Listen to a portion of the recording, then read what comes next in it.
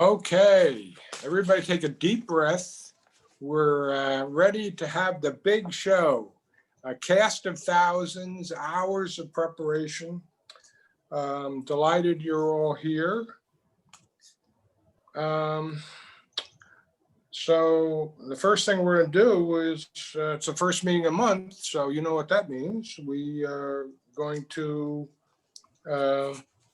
recite the Pledge of Allegiance and sing the Star Spangled Banner. Oh, gotta stand up. So I can't stand up, but I'm going to cross my heart. Sit at attention. All right. So I pledge allegiance to the flag of the United States of America and to the republic for which it stands, one nation, under God, with liberty and justice for all.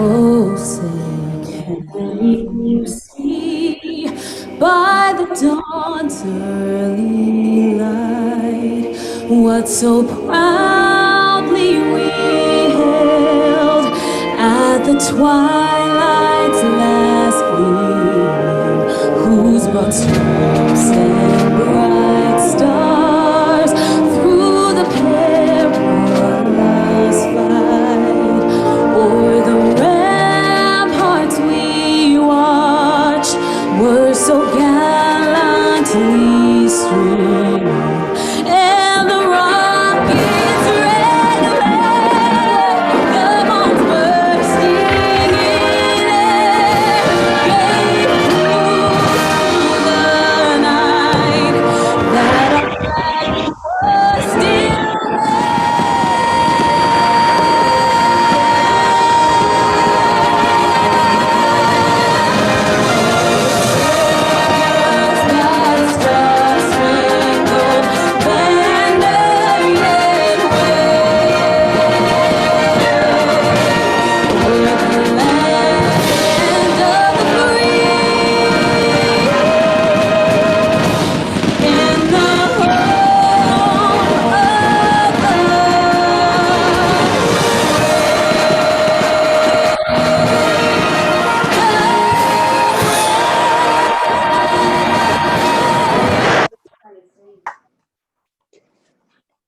Okay, terrific. Wow.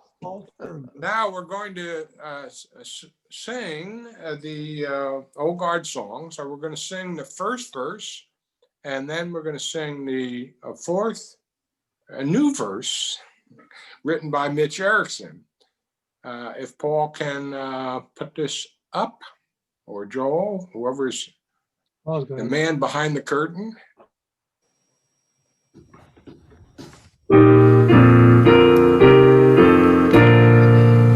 For here's to the host of loyal friends who march with Old Guard boys, to bring to the hearts of men retired the best of lifetime joys. So fill up the ranks and keep in step, united we will be, to spread through the world goodwill and cheer. Oh, praise, O God, to thee. The years have come, the years have gone, and still the Old Guard thrives. We've proven that COVID makes us strong as we enrich our lives. For 90 years we've seen the bloom of our camaraderie. We smile straight ahead through eyes of Zoom. Oh, praise, O God, to thee. Okay. Thanks a lot, guys. Okay, well, next up is our corresponding secretary, Ivan Jacobs.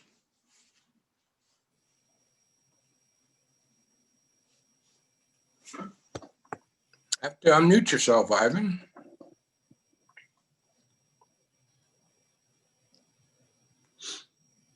Yes, you're unmuted, I think. Yep. Okay, and you Good. can share. Okay.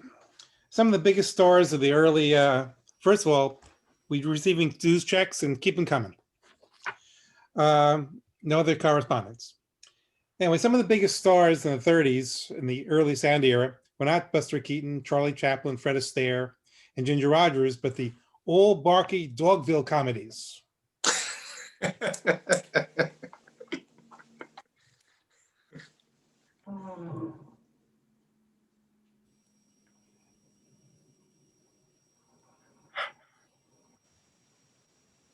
Oh, you get the idea. And since we're on a tight schedule, I just want to mention that the owners of the theater owners polled 1930.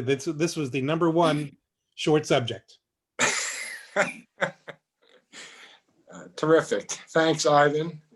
So now it's time for our committee reports. We're going to run right through this briskly. First up is Foster Osborne on outreach. Foster. Thank you. I want to apologize for last week. I forgot about the meeting, and that was very bad of me. I had a We're feeling cutting your bonus this year, Foster. Pardon?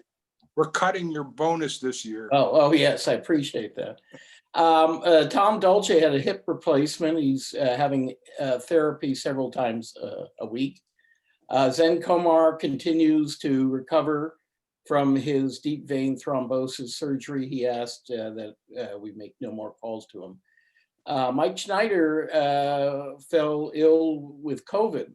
He's fine now. He caught it at a Minion, and where the hostess was not wearing a mask.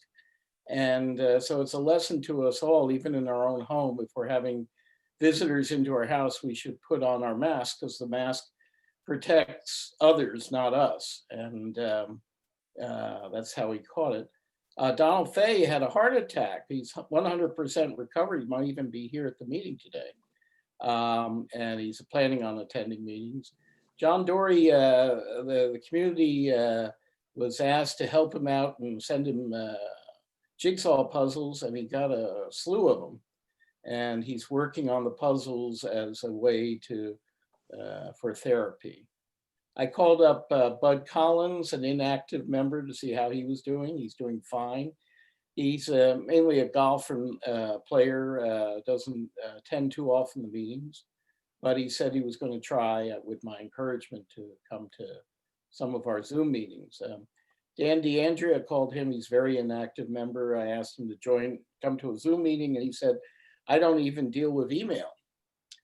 He gets his wife to print out his email, and he looks at them on paper. I think his wife must be a superior person. If I ask my wife to do that, I might get a middle finger shown at me. Besides that, we have our chronic cases, and I encourage people to call them. Werner Wolf is chronically ill, but very much likes getting phone calls from his friends. Is there anyone else that has someone to report? Please raise their blue hand. Okay, I'm done. Thank you very much, Foster.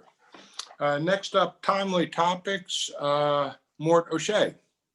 Hi, next week, December 8th, our timely topic discussion will be centered on, is the country divided more today than in the past? And if so, what can we do about it? So we hope you'll tune in after the meeting next Tuesday. Thanks. Thanks, Mort. Next up, Mark Edelman, Financial Interest Group. The Financial Interest Group will meet on Friday at 10 a.m. and you'll be receiving an email reminder. Thank you.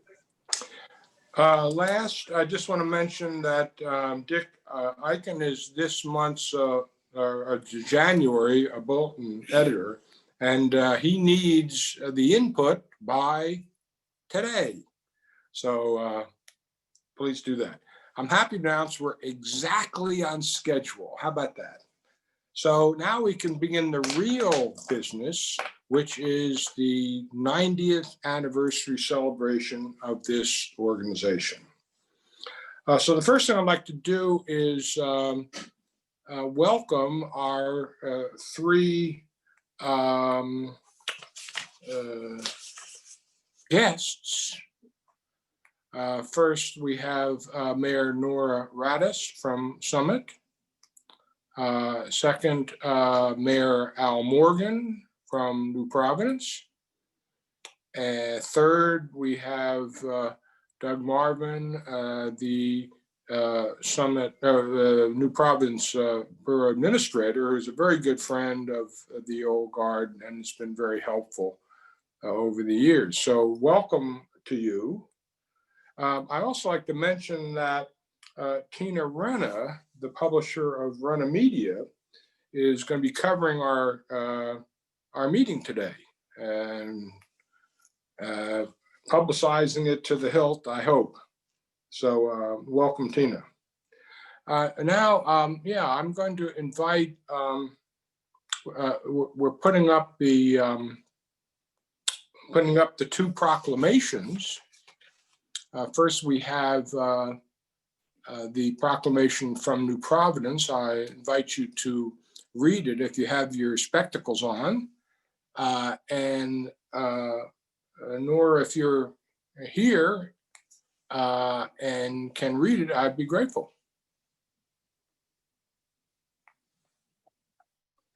Good morning. The proclamation that's on my screen is New Providence. Do you want Mayor Morgan to read that? I beg your pardon. Here's yours, Nora. There we go. Okay, thank you very much. Yeah. Well, thank you everyone for inviting me this morning. I am so proud of your organization, and you know, started in Summit, but it lives long and strong in New Providence, and so that's why we're all here.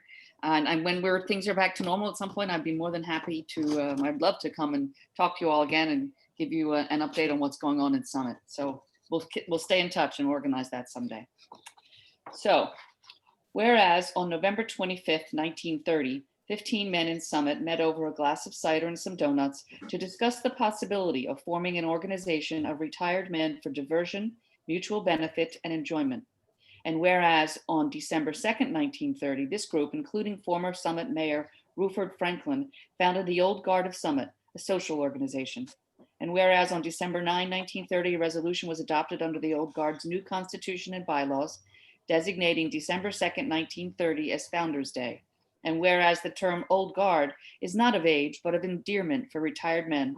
And whereas the newly founded organization became the inspiration for the formation of Old Guard groups in many communities around the state of New Jersey, as well as many other states around the country. And whereas the Summit Old Guard celebrates its 90th anniversary, and it consists of approximately 300 members and over 35 support and interest groups and support committees. And whereas over the years, the Old Guard has weekly Tuesday meetings and welcomes speakers who lecture on a broad variety of topics and takes trips to theaters, museums, gardens, landmarks, corporate facilities, Bermuda, and many more. And whereas today, December 1st, 2020, the Summit Old Guard will be holding its 4,100th meeting. Now, therefore, I, Nora Radis, Mayor of the City of Summit, do hereby proclaim Tuesday, December 1st, 2020, as Summit Old Guard Founders Day 90th Anniversary Celebration. In witness whereof, I have hereunto set my hand and caused the seal of the City of Summit to be affixed this first day of December in the year 2020. Congratulations. Thank you very much. Thank you very much, Nora, and thanks for being here. My pleasure. Can we switch to the, New Providence? Al? Yeah, I'm here, and I'd like to also congratulate you on 90 years. And New Providence is very proud to be able to host the Old Guard of Summit. You're probably one of the oldest organizations in the area. So be that as it may, we will read this proclamation. Whereas November 25th, 1930, 15 men in Summit, New Jersey met informally to discuss the possibility of forming an organization of retired men for diversion, mutual benefit, and enjoyment. And on December 2nd, 1930, Founders Day, the Old Garda Summit was formed using Old Guard as a term of endearment for retired men and not a term of age. And whereas the Old Garda Summit is a social club of approximately 300 members, men over 50 who reside in New Providence, Summit, Chatham, Madison, Milburn, Berkeley Heights, and other towns. And whereas the Old Garda Summit meets weekly for business meetings and to hear speakers on a wide variety of topics like political platforms, climate sciences, art appreciation, entertainment, and U.S. history. And whereas the Old Garda Summit members make up a wide variety of interest groups such as timely topics, trips, fishing, golf, bridge, math interest group, technology user group, and reminiscence, who provide reports on groups at the weekly meetings. And whereas in addition to business meetings, the Old Guard hosts trips to theaters, museums, famous landmarks, corporate facilities, racetracks, Bermuda, Canada, and many more. And whereas on December 1st, 2020 marks 90 years and 4100th business meeting of interesting and informative programs of the Summit Old Guard. Now, therefore, I, Alan Morgan, Mayor of the Borough of New Providence, County Union, State of New Jersey, hereby proclaim that December 2nd, 2020, be recognized as the 90th anniversary of the founding of the Old Garda Summit and be designated Founders Day of the Old Garda Summit. I want to thank you, and I have to tell you, I'm very impressed. 4,100 meetings, 90 years. It's an attribute to all of you. And I will bring this proclamation back to Borough Hall. I signed it this morning, and whoever wants to pick it up, just you can pick it up and get the hard copy, okay? Thank you very much, Al. It's, And God bless you all, and I please stay safe. And hopefully, like Nora said, we can do this in person. You know, it's been a tough year for everybody, but we're certainly, as Americans, we will endure. So thank you. thank you very much, Al and Nora. And we're going to sing. We're going to sing the #1 song of 1930. Happy Days Are Here Again.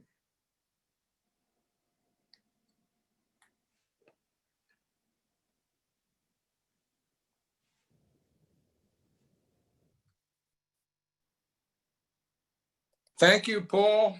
I neglected to mention, we've already got 132 members and still growing. So we got a great crowd here today. Next up is Steve Bill, Barley, who's going to talk Bill, about what was going. Yes. the former directors. Oh, I beg your pardon. I missed an important one. In terms of introductions, we have a number of former directors, which we'd like to acknowledge. If you can put up the list. Here we are. We have 10 living former directors, and here they are, all are.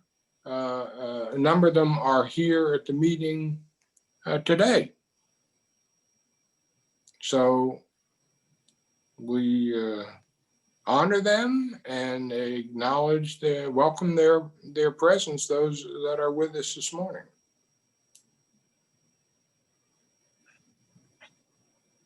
So moving on here, Steve Varley is going to give us some discussion on what was going on in the world in 1930. Bill? Yes. Yep.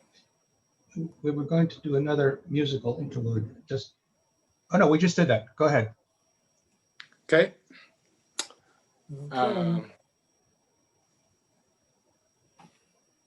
So Steve. Thank you, Bill, and good morning, everyone. What in the world was going on in 1930? Well, you know, when you look back over the last century, certain years just pop out as iconic or benchmark years. 1929 was one of those, a year in which the Wall Street crash triggered a global depression that would last for a decade. 1945 was another. That year witnessed not only the end of World War II, but also the dawn of the nuclear age. I think if you can flip back for a second, Joel, we're still on that first slide. Typically, we don't think of 1930 in those iconic terms, but I would argue that it was an incredibly seminal year, both domestically and internationally. Domestically, it was the first full year of the Great Depression. And in fact, on the very day that the Old Guard was founded, December the 2nd of 1930, President Herbert Hoover delivered his State of the Union address to the Congress. And when you read through that address, you're struck by the litany of bad economic news the president cited. Industrial production, he noted, was down 20% from its peak year of 1928, while manufacturing employment was off by 16%, and wholesale commodity prices were down 17%. Curiously, one statistic he did not mention was the unemployment rate. And there's a very good reason for that. Hard as it is to believe, back in the 1930s, the federal government did not estimate or publish the unemployment rate. That development would not occur until the 1940s. Nonetheless, unemployment was very much on the president's mind, and as a Stanford-educated engineer, he proposed an expanded public works program, harbors, highways, airways, to help meet the problem of unemployment. And he asked the Congress to appropriate $100 to $150 million for that effort. Nowadays, 150 million wouldn't be much more than a rounding error on the federal budget, but back then it was a significant amount of money. Well, unfortunately, history would prove that despite his good intentions, his efforts amounted to far too little and far too late, and he would be swept out of office by the Roosevelt landslide of 1932. Meanwhile, 4,000 miles away in Germany, a momentous election had just taken place. In September of that year, the German federal elections were held, and the National Socialist German Workers' Party, we know them as the Nazis, won 107 seats in the German parliament, the Reichstag. That did not make them the leading party. That role was played by the Social Democrats, who had 143 seats in the parliament. But those numbers are really misleading because by 1930, the Social Democrats were very much in decline, while the Nazis were very much on the rise. In the election, the Social Democrats had actually lost 10 seats, dropping from 153 to 143, while the Nazis had gained an incredible 95 seats in the parliament, going from just 12 to 107. In third place was the Communist Party with 77 seats. Extremist parties like the Nazis or the Communists, of course, tend to do very well in times of economic adversity. And Germany at the time was hit by a double whammy. Not only was it suffering from the Depression, but it was also hurt by the draconian war reparations that it was required to pay coming out of the Treaty of Versailles, ending World War I. Of course, as we all know, the word got incredibly worse in the years ahead. In 1933, Hitler would be named chancellor, and that year the Nazis became the dominant party. And 6 years after that, in September of 1939, Germany would invade Poland from the west, while its then ally, the Soviet Union, would invade Poland from the east. And the world would be plunged into a war that would last for 6 years and take the lives of an estimated 70 to 85 million people. Back in the United States, 1930 was a census year, and we learned that we were a population of almost 123 million people. New York was the most populous state in the nation, by far. With over 12.5 million people, it was 3 million more than the runner-up state of Pennsylvania. which in turn was followed by Illinois, Ohio, and Texas. Interestingly, California, which is today the most populous state in the nation by far, didn't even crack the top 5 back in 1930. Our own New Jersey was in 9th place. We also learned that we were a nation of over 14 million immigrants, my own parents among them. But the most striking thing about the 1930 census, when you look at it from today's perspective, is how overwhelmingly white the population was back then. Almost 89% of the population was white, 8 out of every 9 people. Blacks made up a little less than 10% of the population, while Hispanics and Asians, as you can see from the table, made up just a small fraction of our population.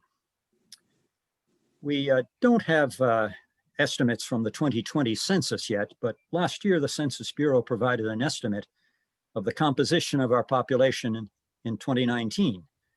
Whites were down to 60%. Blacks had raised their proportion to roughly 13.5%, while the startling growth really was with Hispanic and Asian Americans. Hispanics at 18.5% of the population and Asians at almost 6%. I should caution you that over time, the Census Bureau has changed slightly the definitions of its racial and ethnic breakdowns, but the overall picture that you see there is accurate. Today, we are a far more diverse nation than we were back in 1930. Well, what were those 123 million people watching, and what were they listening to back in 1930? If we could flip to the next slide, please. The Academy Awards was just 3 years old in 1930, and they gave their Best Picture award that year to All Quiet on the Western Front. The runner-ups included The Big House with the great Wallace Beery. George Arliss won the Best Actor award for his portrayal of Prime Minister Benjamin Disraeli in the film Disraeli. And also a runner-up was The Love Parade with Maurice Chevalier. I doubt that any of us remember The Love Parade, but no one can forget the great French entertainer Chevalier. Top songs, well, number 1, as you heard a short while ago, Happy Days Are Here Again, which 2 years later would become the campaign theme song for Franklin Roosevelt's 1932 run for the presidency. Number 2 was Puttin' on the Ritz. And also in the top 10 was On the Sunny Side of the Street. It's encouraging, isn't it, that in times of such economic adversity that the songs we're singing and that are so popular are optimistic ones.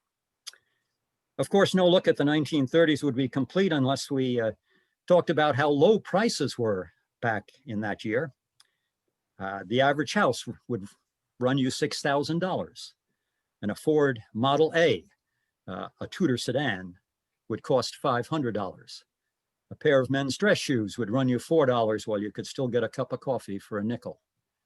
And the good news is, if you were making breakfast at home, you could get both a loaf of bread and a dozen eggs for just 30 cents. But before you fall in love with those low prices, be aware that the average annual income back in 1930 was just $1,368, $26 a week. Well, in wrapping up, let me provide you with one sobering thought. Ed Raftis was a 2-time president of the Summit Historical Association, and he wrote a history of Summit, New Jersey. And this is what he said about the Old Guard. The Old Guard was born of an emergency on December the 2nd, 1930. The Depression of 1929 and its aftermath forced into premature retirement many business and professional men. Well, there you have it. We were born of an emergency, the Depression. But as you're about to hear from several speakers, we've done pretty well in the 90 years following that emergency birth. Thank you. Thank you very much, Steve. That was lovely. And next up is Bob Vandervalk. And I have a selection of slides that you've been seeing in the background on Paul's shingle. But there's about 15 of them that I selected as a sample of the speakers and the activities that we get involved in. And if you want to go to the first slide, that was family scouting. Oh, we're going through it. Is it on the slideshow? Can you stop the slide, Paul? All right.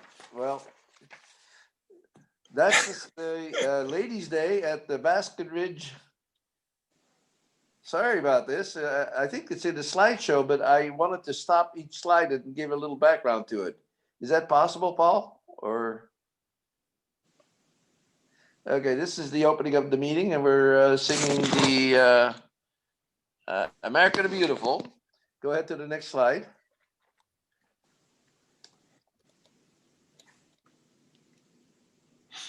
And this is the Bob Brady and his daughter Brianna. Oop, you got to go back.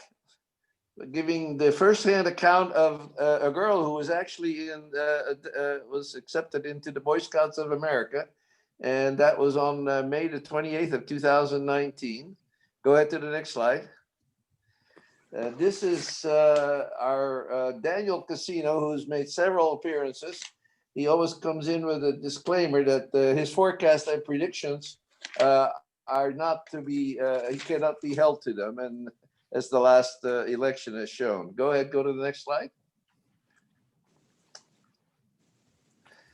This was an interesting one. We had a lady from the Raptor Trust who gave a presentation with the appearance of a special feathered guest, one of the raptors that she cares for.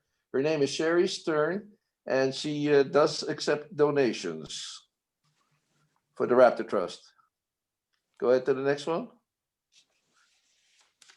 Okay, we went to a trip with Steve Farley, organizing it, the Statue of Liberty, in September of last year.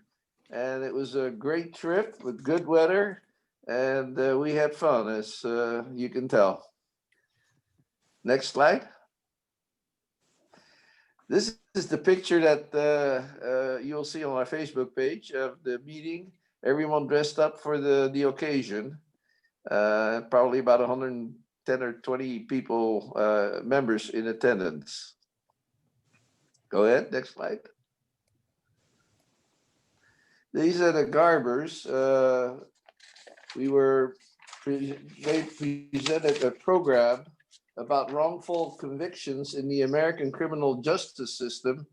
Glenn Garber, who's an adjunct professor of law at the Brooklyn Law School, and he does this not pro bono, but he does do a good job. He was introduced by his father, Victor Garber, who was a member of the Old Guard of New Jersey, who happens to also be the program chairman for that month in January of this year. Go ahead.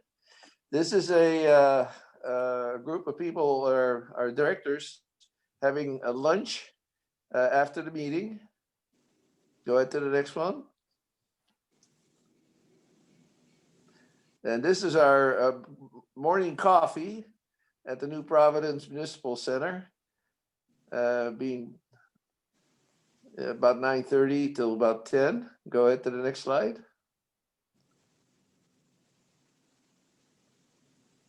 All right, there's the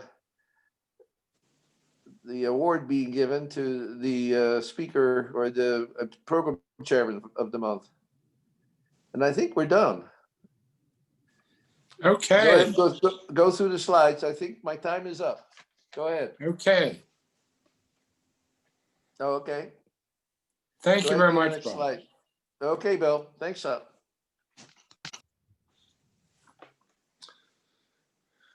All right. Next up is Jim Fagan to talk about the history of this organization.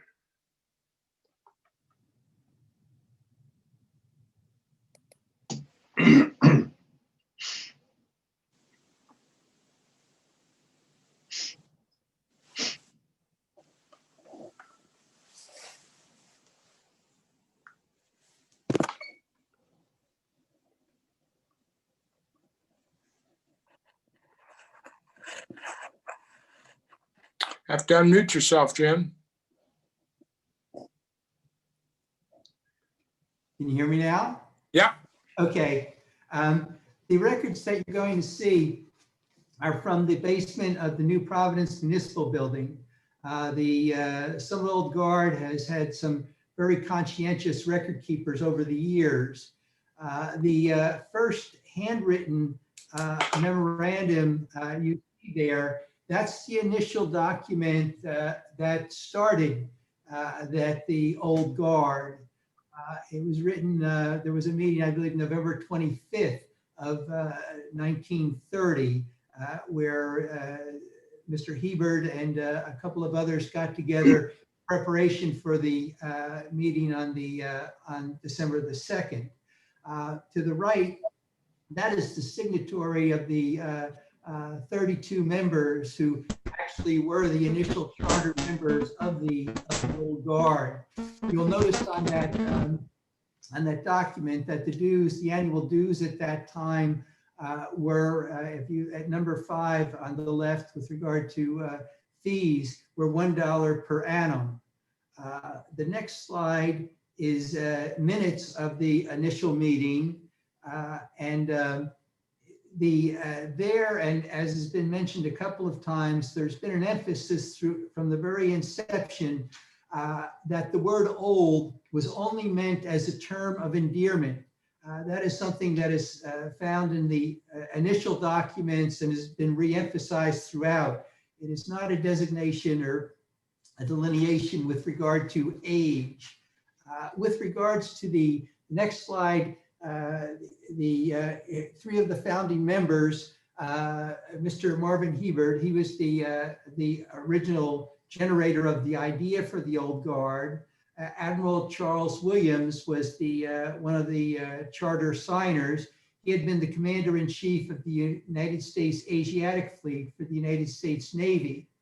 And then Rupert Franklin, he had been the mayor of Summit. He got into a tiff with William Randolph Hearst.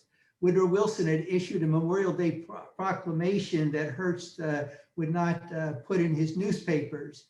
And Franklin advised the people of Summit that maybe it would not be good to buy Hearst newspapers during the war. Hearst took exception to this and sued Franklin for $100,000. In return, Franklin turned around and put his, claiming that Franklin was intimidating the people of Summit. In reply to Hearst's lawsuit, Franklin turned around and wrote a letter in a major newspaper in New York City that he was intimidating 100 million people, namely all the citizens of the United States, to boycott Hearst's papers. Apparently the suit was settled or dismissed, but you had some fairly strong personalities who chartered the Summit Old Guard. The next picture is a picture of the members of the Old Guard. Let's see. There. Okay. Okay. This is a picture from the. I skipped the page here. Yes, this is a picture from the basement records. During the summertime, the Memorial, the Summit Old Guard had its meetings at the Memorial Park. And these are the pictures from some of those meetings at Memorial Park. You notice the formality of the times with the tie and the suit jacket, playing croquet and being on a swing. The next picture, this is a member of the Old Guards from the, taken in front of the YMCA, which was the original place of meeting for the Old Guard in 1952. You will notice in the front and throughout, a lot of the men have fedora hats. I met a fellow one time whose father was in the hat business during the Depression.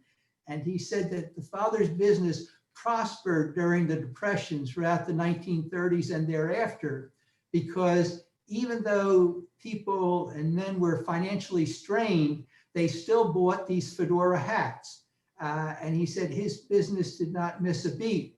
And that continued. This is a picture of 1952. And I think this wearing of the hats continued throughout the 50s. I think a problem arose with John F. Kennedy's inauguration. I recall hearing that the hat makers were quite concerned that Kennedy was not going to wear a hat at the inauguration, and this would be very damaging to their business.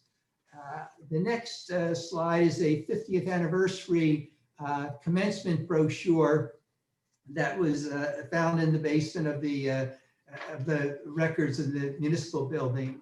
At this time, there were some anecdotal little incidents that today might be humorous. At the time were a little bit concerning. One was the meetings were at the YMCA, but there were young men that were living in the dormitory on the 4th floor.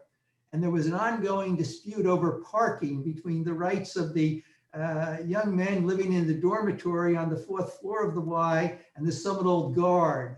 At that time, I guess it was fairly serious, but it was not, maybe it's something we can look back with a little humor now. There was also talk of the Loud Shirt Day, which was an annual event of some significance. And then they talked about the problems that the hospitality committee of the Summit Old Guard had in making circa, the decaffeinated coffee of the time, when they were having the meetings at the Memorial Park. And they ended up, they never could figure out how to make a pot of circa. They had to make it a cup by cup, and apparently it was quite a laborious operation to do so. The next is a page from a directory of the Old Guard. This is the next slide. Yeah, this is the January 1951 Old Guard membership. Just a page or two of the directory at that time.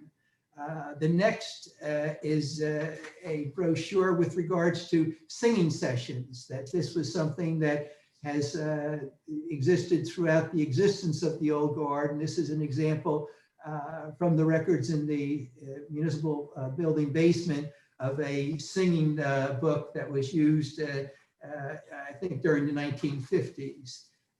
The next page is a picture of some of the earlier members of the 1973 and 1957 members of the Old Guard singers of the time.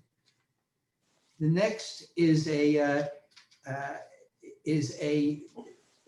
page from the minutes of the semi-annual meeting of the Old Guard in 1972. You'll note in the lower right there were 12 Summit Old Guard chapters, 4 out of state. They were all generated by the Summit Old Guard. That was the initial moving force, and it caught on and became quite accepted throughout the state and elsewhere. And then this last page is just some historic statistics that have been alluded to a little bit, that we've had over 4,000 meetings, 45 yearly. The dues are now $30. Meeting location over the years, for a while it was the Summit Old Guard. As to when it moved from the Summit Old Guard to New Providence, I was not able to determine that. And now we're on Zoom. But that's just some of the historical memories based on a looking at the records in the basement of the municipal building. I can assure you, this is only a small fraction of the records. They're far more extensive than what you have here. Thank you. Thank you very much, Jim. So next up, we are going to talk about the Orchid story, Paul Tukey and Art Bauer. Good morning, everybody. So Joel's going to start the screen share. So Art Bauer was director of the Old Garden in 2007 at the time of the 75th anniversary. And he chaired a similar meeting to celebrate that event. And he also took the time to research the orchid as a symbol of the old guard, and he produced a 4-page white paper, which is just full of historical information. So let's see if this, can I advance? So I recently thought I'd try to find some pictures to augment his written history, and I like doing this stuff online. And I found an interesting thing that the company that was responsible for the orchids in Summit and the orchid business had put out catalogs back in the 30s and so on. And because of Google Books, which is busy digitizing every book that's ever been printed, just this summer, a couple of the catalogs from this company went online, and I was able to find some wonderful pictures. So it all started with this gentleman. Oh, and I'm just going to tell the beginning of the story and then segue into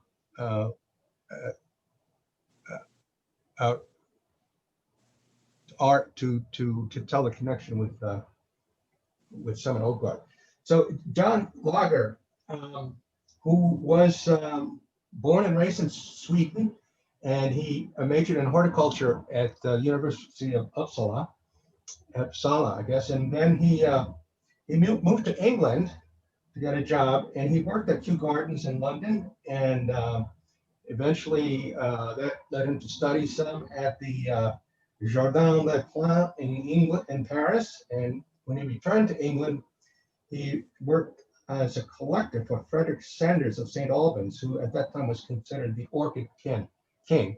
And Lager had already developed a passion for orchids. Later, I guess Sanders was setting up a North American operation and sent Lager over to set that up, and that's why he landed in the Summit, New Jersey area. But eventually, Sanders was unable to meet his payroll, and Lager negotiated for the Summit operation in lieu of his wages. So he became the owner of this small company, which he ran for a while. But then he decided to expand, and he teamed up with this gentleman, Henry Hurrell, who was also an expatriate, an Englishman, and also passionate about orchids, and was a good businessman. So they formed a corporation and expanded, and they would focus entirely on orchids and orchid growing, and expanded. They bought a large tract of land in Summit, which is along Morris Avenue. Going up the hill, you'll find there are high school playing fields on the right, and that's where their greenhouses were. And they eventually had 4 greenhouses and a few smaller buildings, and they built this into it was one of the first orchid entrepreneurs in the country, and grew into the largest commercial producer of orchids and producer and distributor of orchid plants. They mostly sold plants for growing instead of cut flowers. We presume they supplied the growers of the cut flowers with the original stock that they would need. And you can see this is a map from one of their catalogs, and here's the train chugging along into Summit, and it's down the hill. There they are along Morris Avenue, and they are called Lager and Hurrell.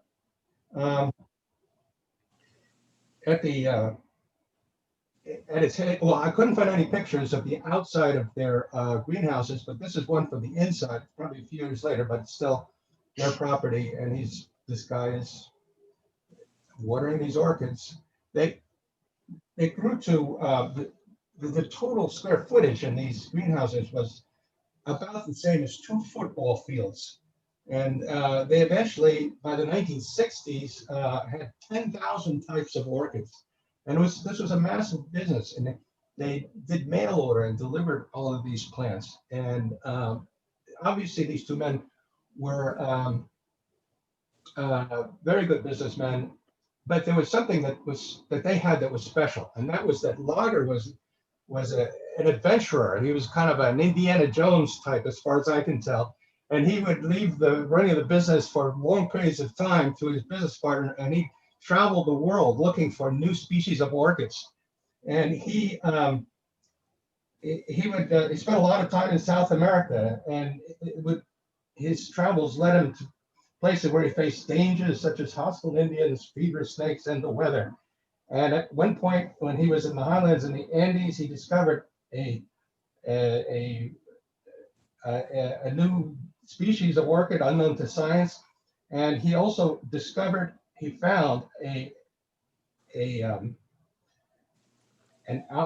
albino orchid, which was the only one of its kind that's ever been found. And he brought that back and nursed it, and he sold it for $10,000 to somebody in Europe, which still stands as a record.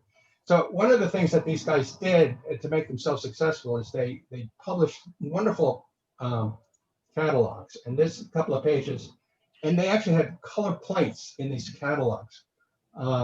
This was back in the 30s, the early 30s, and it wasn't color on every page, but these are just wonderful pictures of these orchids. They also they encouraged orchid growing as a hobby, and they had pamphlets and brochures and guides for people that wanted to learn how to grow orchids. They sent flyers to their customers talking about new imports, and they gave their catalog was extraordinarily lengthy. And this is kind of interesting. This particular catalog had 557 varieties. And I mean, this is, back in 1916. And here are the prices. Look at the prices. $2.50, $15. And if you look hard, you can find one that's as much as $25. So the bottom line of all of this is an orchid to you. This was on the back cover of one of their catalogs. I was wondering why it doesn't say an orchid for you, but then it made me think of happy birthday to you. So an orchid to you.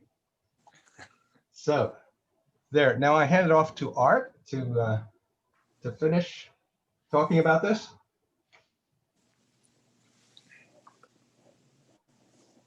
Art, are you? You have to unmute yourself, Art.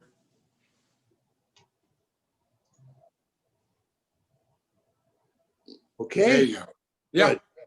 I want to thank Paul for his presentation. It was a lot of fun to, on several occasions, chat with him about the orchid and the history I developed 20 years ago. What was exciting is he found a lot of updated information that was exciting that went back to the original founders of the orchid industry in Summit. Now, what we need to do is to know that everything is in context. When the old guard selected the orchid as its symbol, the orchid was not primarily a high school graduation corsage or wedding corsage or anything of this nature. In fact, the firm of Lager and Hurrell never sold cut orchids. That was taken over by a firm in Boundbrook, New Jersey, and they led to the national influence of New Jersey by selling cut orchids. But this was not what Lager and Hurrell did in 1930. They imported orchids. They went and found it in all the tropical countries of the world and brought back plants, not just blossoms, but plants, and started a firm in London. This was inherited of a firm from London. And this was quite exciting. And the important thing is how it was received in 1930. for it brought a reputation to Summit as a capital of orchids, but it was capital because these men were founders. They were the background of the industry. They sold plants to florists and they cut them and sold them. But Lager and Hurrell built an organization and company that was to be quality. And that's what it brought to Summit, a quality industry that became world famous. So if you were interested in the orchid in 1930, you certainly heard of Summit, New Jersey, the so-called capital of orchids. But it was not selling individual cut blossoms, but rather plants, importing from the tropics and blending different plants to form new plants. Two of their plants were called the Summit Queen and Summit Snow. I assume they were white.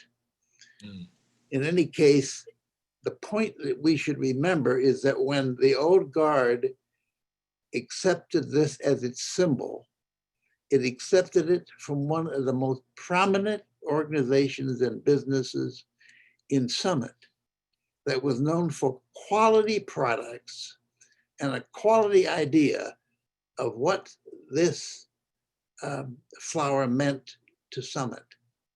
And so when we look at the Summit today, we must remember that it was chosen because of its quality to society and to the world. And it was out of Summit that this concept came, and it gave us our symbol. Thank you. Thank you very much, Art. So a lovely story. We're running about 15 minutes late, but that's all right. We're retired, right? So next up's a very important speaker, because he was a guy that was around. He was around in 1930, and that's our own Bill Levidow. So Bill, if you'll, yeah, we also have Todd Packer and Bob White here, but Bill, if you will unmute yourself, I would love to hear what your recollections are of 1930.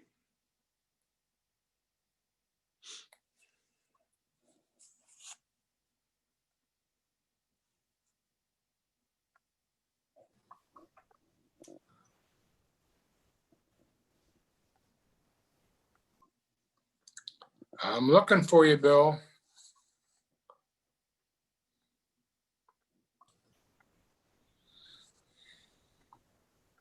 He's unmuted. Okay. Needs to talk. Bill, are you there? We're here. We're anxious to hear your recollections.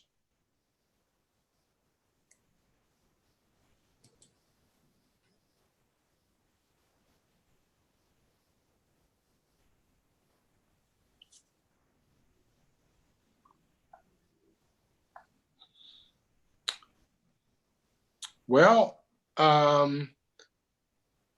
maybe we can come back to Bill later. Todd or Bob, do either of you have any recollections of 1930 you'd like to share?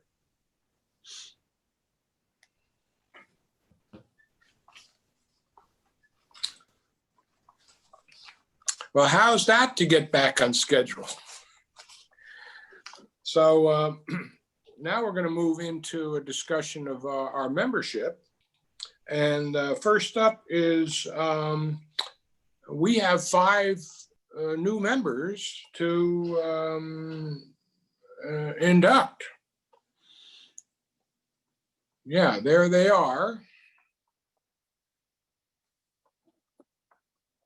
So I'd like to start with Herb Waddell. to introduce his two candidates.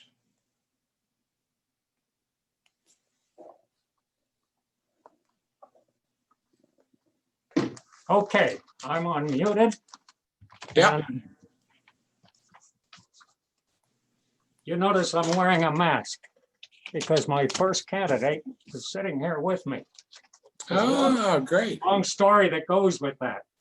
And I will turn the camera to him. We're distancing and sharing my computer. The first candidate I have is Austin Mitcher. Take your hat off. You can take your. Oh, what? We got to get you in. There I am. Okay. There. Okay. Sorry for the. You look great. Austin was with all this computer stuff. I lost my notes. Okay. Austin was born in Morristown on October 10th, 1919. That makes him 101 years of age. That's probably a record for a new member. But he's not really a new member. He was a member from 1999 to 2008. He left at that time with his late wife, Anna, and returned and went to England, which was her country of origin. But he returned here and he is now living in Park Ridge and Berkeley Heights. I see him frequently because he walks every day for miles and he walks through my neighborhood. Austin earned a Bachelor of Arts from Nichols College and did postgrad studies at Newark College of Engineering. I guess that's NJIT now. I'm back again. I got off it. I'm back again. What? Oh. Go ahead. Well, anyway, and Rutgers. As an industrial engineer, he held jobs as factory superintendent and plant engineer at Bendix, Allied Signal, and Sample Masters. Austin is interested in the walking, obviously, and lunching groups of the old guard. But at his present age, he's not too interested in his interests of deep water sailing and skating. Those are a little hazardous now. He served in the U.S. Army and he served 38 years as a volunteer at the VA hospital. He's always been a New Jersey boy, but he lived in several different towns around here. You will find Austin is a very likable guy. He's intelligent, witty, and a pleasure to know. So I'm pleased to nominate him for membership in the Old Guard. Is there a second? All in favor, you can vote with your blue hand. If you can find it. I see nothing but Oh, I got one. blue hand positives. So I'm announcing a unanimous acceptance of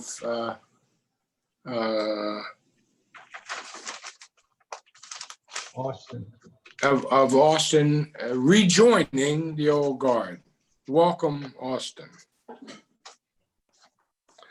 So Herb, you have a second candidate. Can Austin just say a word? Yeah, they did. Oh, sure. Oh. Go ahead. It's a pleasure to get back with you group again. I used to sit in the third row on the right facing the front and enjoyed your programs immensely.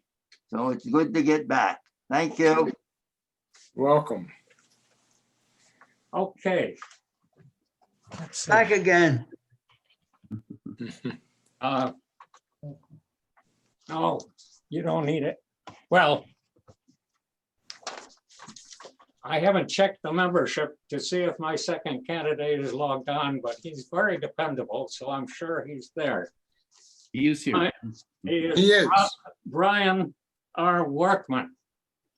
He's my son-in-law, so I know him very well. Brian was born in Cleveland, Ohio on June 20th, 1950. I believe he attended high school in Ramsey, New Jersey. He earned a BA in mathematics from SUNY Albany and also an MBA. I'll skip that. Most of his career has been spent with Citibank, Citicorp, Citi Group. They have various names and various divisions. But he also had stints with other financial institutions. He advised and consulted and participated in various new ventures also because of his varied experience. When he had jobs with titles I could understand, like Chief Financial Officer and Director of Business Planning and Analysis, I knew what he was doing, but as he progressed up the ladder to Senior VP of Credit Card, I could still understand that, and similar titles. But towards the end, it got a little confusing to me. For instance, head of the Global Analytic Programs and Capabilities / Customer Experience Analytics. But it really does explain what he was doing. He was mining big data for useful information to develop products for the financial and the computing industries. Well, I've mentioned that he's my son-in-law. Many of you met him at the golf course. He played a few times. He visited our meetings a few times. And I'm proud and happy to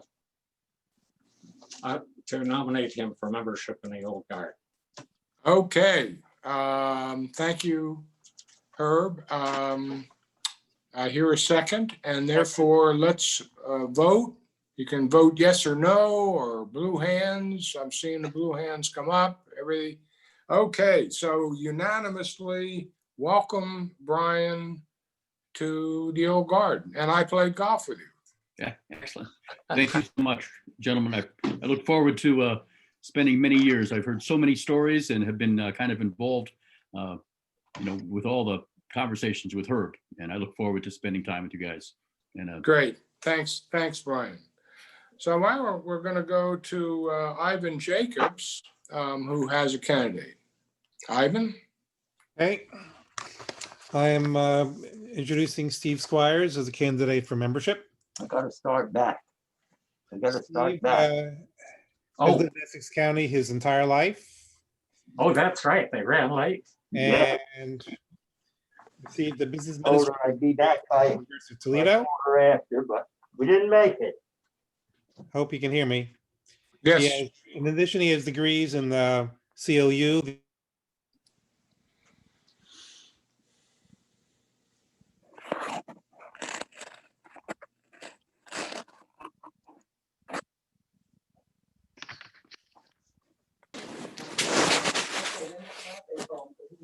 Don't bend down, Marion. Oh, there you go. I just You're unmuted. Do you have to say it again? Yes. I'm sorry.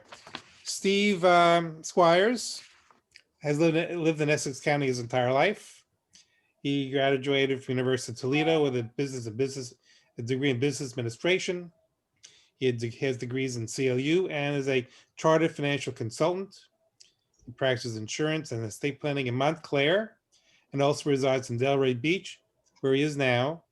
And his hobbies include golf, bridge, chess, tennis, cooking, and playing the piano. Do you have any seconds for his nomination?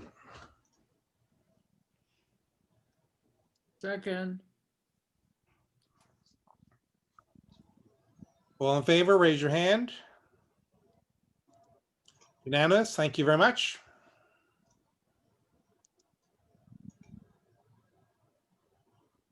Bill? Bill, your turn.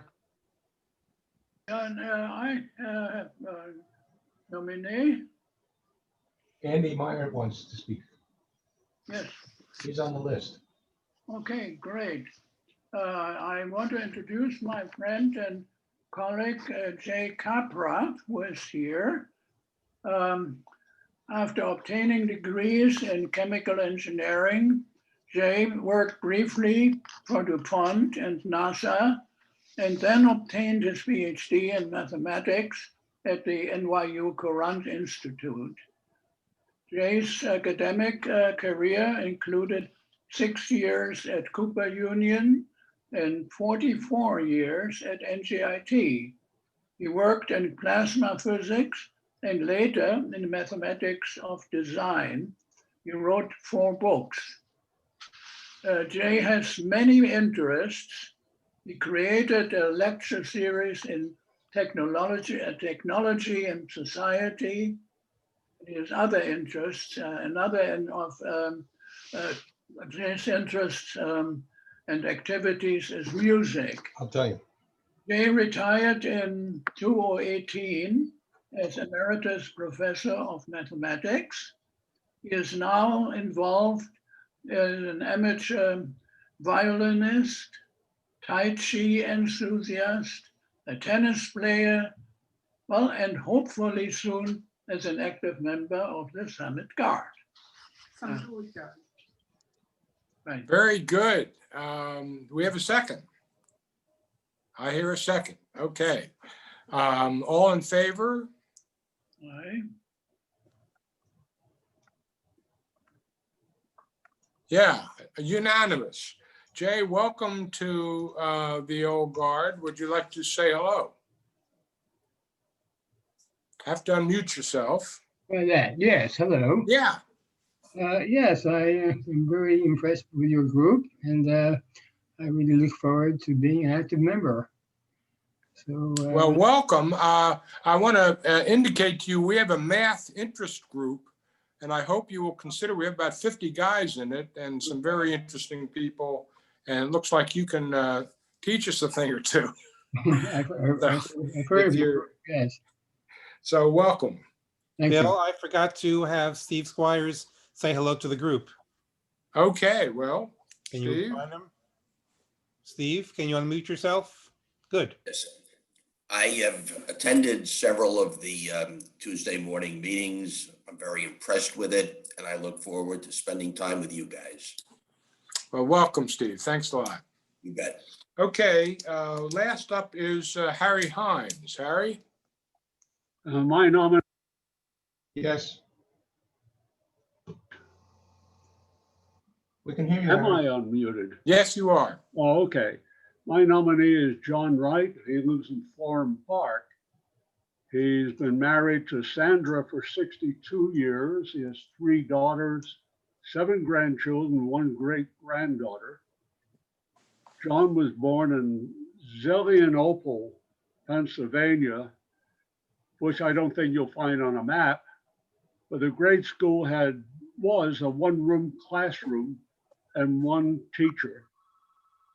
John attended Geneva College in Beaver Falls, Pennsylvania, after which he served in the Army. 1957, he joined AT&T Long Lines in Pittsburgh, and after various assignments, he retired. His last job actually was managing director of South America, and he lived in Caracas for 2 years, and he retired after 37 years with AT&T. Now, I first met John when he joined the Pioneers Life Member Club, and he and I worked for quite a few years working on the charitable programs that the Life Member Club started. Now, I retired from that club a few years ago, but John is still going strong. So I nominate John for, I nominate John for membership in the Summit Old Guard. Thank you, Harry. Do I hear a second? Second. Yeah, I hear a second. All those in favor? I see the blue hands going up. John, welcome to the Old Guard. Would you like to say hello? Thank you. I'm looking forward to enjoying one of the discussions this morning about orchids. That's a second love behind roses, which I have a thing for, but I do look forward to being part of the club. All right. Terrific. Welcome to you. Okay, so next up is presentation. Yes. Oh, yes. Bill Levidow is, yeah, he's on, but he has to unmute. I'm back. There he goes. Hi, Bill. You hear me? Yes, we can. Over to you. Okay. So you want to hear some recollections? Yes. Okay, I was born in 1921 and grew up in Freeport, Long Island, a little fishing town on the South Shore of Long Island. I spent my youth fishing for snappers and flounders on the town pier. After school, I delivered the Nassau Daily Review, 3 cents a paper, for which I got 1 cent. I had 45 customers, so I earned 45 cents a day delivering papers. The weekly charge was 18 cents, and when I went to collect, if I was lucky, they would give me 2 dimes and say, keep the 2 cents change. On the waterfront, there was a bar, and they often gave me a quarter, a whole quarter, with 18 cents charge. In the winter, we played ice hockey. Winter was much colder than today. The pond was always frozen, and ice hockey was my favorite game.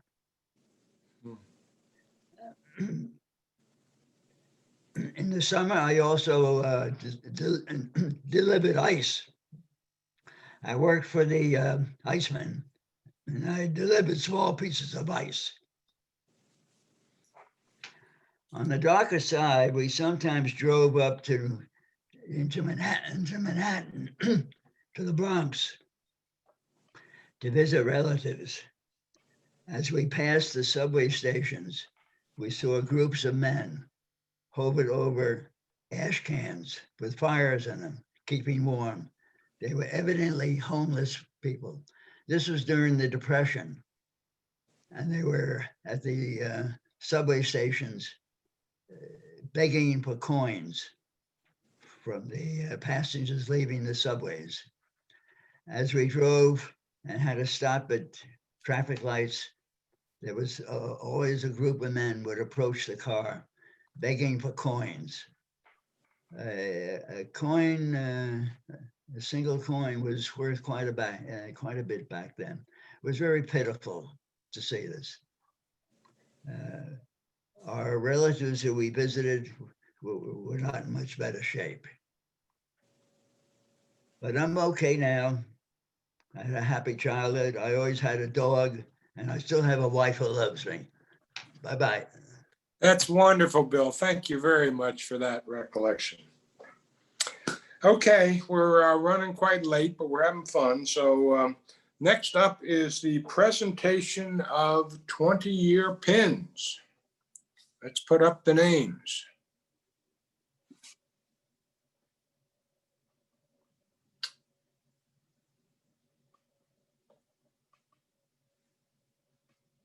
Okay.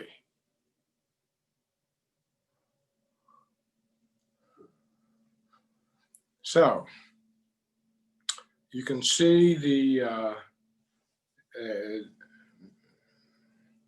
can you see? Are the 20-year pin, I don't see it. Yes, they are. Okay, they're up. Why don't I see it? Okay, they're up. Other people see the pin, the 20-year pins? Yes. Okay, I don't know what's happened. We see their faces.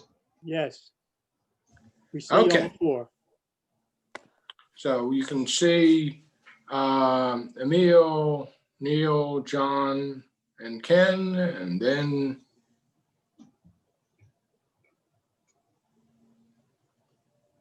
Paul Muffy, Henry Sokowski, Paul, Dick Murray. Henry, Bob Brown, Dick Murray, and finally Russ Kirby. So congratulations, gentlemen. Can we, yeah, we can show the 20-year pins. Okay. They will be delivered. Switch to change there. Okay. Can we go to the 20-year plus It's up. members?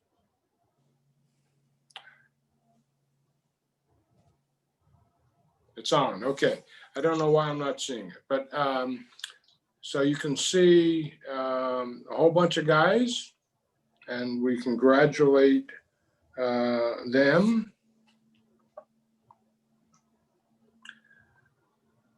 And so finally, we have the 30-year membership. There are two 30-year members, Todd Packer and Bob White.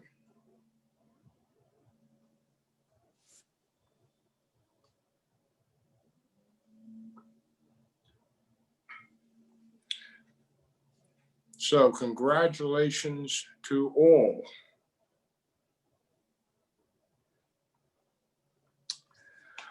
So next up is, I want to introduce Don Gossett, who is going to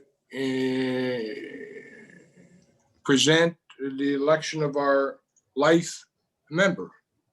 Don? Don, you have to unmute yourself. Can you hear? Yes. The recipient of the Life Membership Award this morning joined Old Guard on May 22nd, 2007. He has been an active member now for 13 years and counting. His contributions to the success of Old Guard during his tenure have been many. He was a member of the picnic committee for 8 years and chairman for 5, in charge of the popular Old Guard annual picnic. He was also an 8-year member of the hospitality and weekly Old Guard business meeting chorus, and for shorter periods, a member of the AV AIDS, outreach, walking, bylaws and procedures, and public relations committees. Presently, he continues serving actively as Ladies' Day Luncheon Committee Chairman and as Tuesday Lunch's Delicious Heights Restaurant Committee Co-Chairman. In 2014 and 15, he was selected to be Old Guard's corresponding secretary, his first appointed officer position that he held. His weekly Old Guard business meeting reports were often just as entertaining as they were informative, and his listening audiences enjoyed reacting to good fun with groans sometimes when his reports intentionally included a corny joke.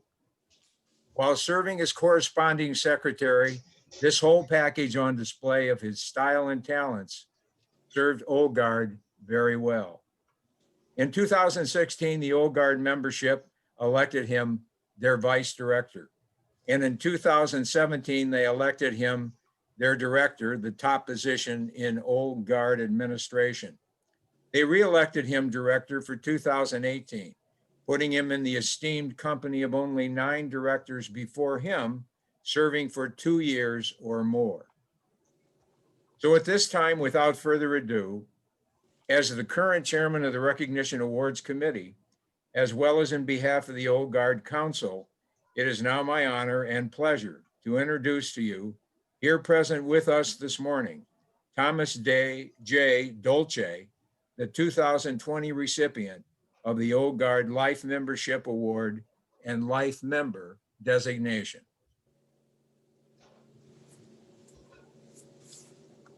I don't think Tom could make it this morning. He's not on the meeting. Okay. Okay, well, congratulations to Tom. We all know him and love him. So next up is the Unsung Hero Award. This is for members that fly under the radar screen, but make an important contribution to the organization. Now, these guys are the heart and soul of the organization, and they make it go smoothly by doing the day-to-day work required to make this organization work. This year, we are electing 2 unsung heroes. Can you put up the first slide? So unfortunately, John Baxter has to go to the doctors today. We all know what that's like, so he can't be with us, but he's okay. And I'm here. You're here. That's Yeah, good take a for look you. Take Hey, a look you at made me. it. All right. Well, glad to hear it. John is one of the most faithful members of the Old Guard. I bet you've all gotten a call from John from one time or another. He's been a member for 8 years. He's been the chair of the monthly Birthday Boy Committee for 4 years. His questions posed to the birthday boys are memorable and provocative. He's a person who prefers calling on the phone to sending an email, which is a charming quality because you get back and forth and you learn more about each other. His enthusiasm, energy, and giving nature are a real asset to the Old Guard. And for these reasons, I'm happy to announce the election of John Baxter as an unsung hero of the Old Guard. Okay, John, you're up. Well, I just got back from my Moss surgery, and I'm very shocked and happy. Thank you very much, Bill, and all the Old Guard members. I really appreciate it. It's quite an honor. I was on the committee last year to find it. It's just a wonderful thing. I'm shocked and happy and great. Thank you. Well, you're welcome. It's well deserved. So our second award goes, well, if you can put the slide up.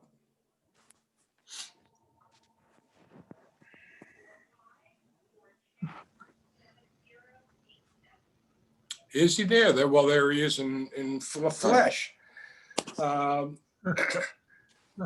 Aaron Rosenberg has been a member of the Old Guard for 7 years and a chair of the monthly bulletin committee for the last 4 years. He is the face of the monthly bulletin, a primary source of information on what is coming up in the Old Guard,